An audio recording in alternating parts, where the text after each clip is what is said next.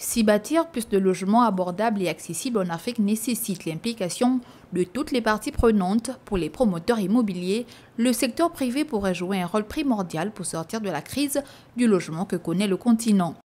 Le rôle du secteur privé, c'est le rôle majeur pour permettre au secteur immobilier de prendre forme dans plusieurs pays et de se développer. Juste en termes de chiffres, il nous faut 10 000 promoteurs par pays et que chaque promoteur puisse développer son logement au minimum pour pouvoir dépasser ce chiffre-là, chose qui est aujourd'hui impossible, sauf si on coordonne avec le secteur privé. Avec plus de 25 500 logements livrés en Afrique à son actif, le financier spécialiste de l'immobilier à la tête de Shelter Afrique pense plutôt que le rôle du secteur privé est secondaire.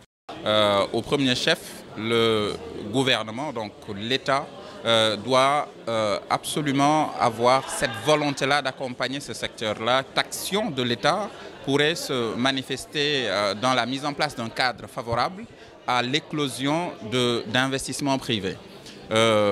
La mise à disposition du foncier, la facilité à l'accès à un certain nombre d'autorisations, le financement si possible de tout ce qui est voirie et réseaux divers.